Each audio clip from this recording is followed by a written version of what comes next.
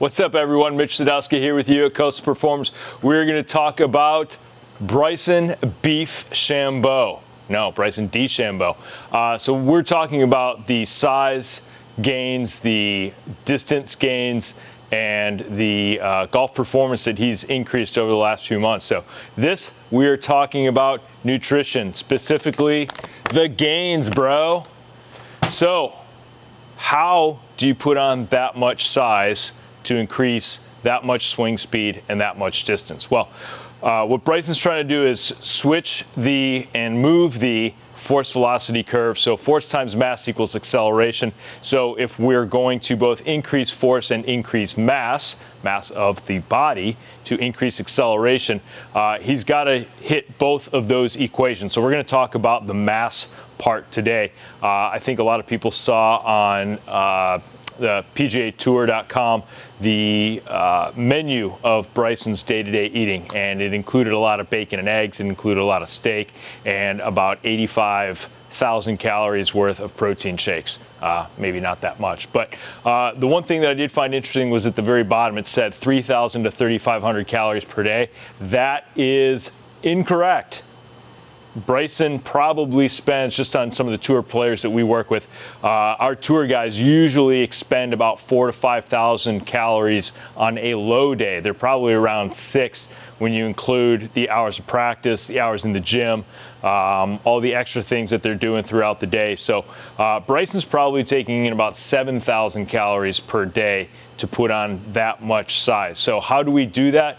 Well, you want to look at the three main components, our macronutrients, or for you bros, the macros, the fat, protein, and we will call carbohydrates fiber. So we want to make sure that the equations are correct in terms of how much fat, how much protein, and how much fiber we're getting in, because in order to increase your mass, you're going to have to both increase protein, which helps build muscle, but you're also going to want to increase your fiber or your carbohydrates, which is going to help that protein building synthesis and meet the energy expenditures that you're going to need. Because if you're constantly in a deficit or you're just sort of meeting your energy requirements, you're just going to kind of flatline in terms of putting on mass. If you really want to put on size, the hardest part is eating, and eating well. We don't just want to crush burgers, fries, and pizzas just to get calories in. We want to make it so that we're taking in high quality nutrients, which will include some protein shakes, but we also want to make sure that the amount of protein, healthy protein that we're taking in is correct. The balance of healthy fats, the saturated, polyunsaturated, monounsaturated fats, all of those things are hitting the levels that we would like, and then obviously making sure that we're taking in enough carbohydrates or fiber to meet those requirements. So when we're talking about Bryson putting on that much weight, we want to make sure that we're getting good quality nutrients in, and making sure that the calorie numbers meet the requirement that we need. So have a team around you. Make sure, I know he's using a nutritionist. Using a nutritionist or someone who understands nutrition is going to be really important, because again, you want to send that ball 345 yards. You got to increase force.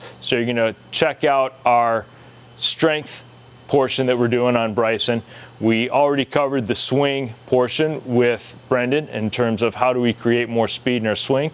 And today we talked about gaining mass. So make sure we're hitting all of those macros, fat, protein, fiber, and we'll see you on the range 40 yards past you.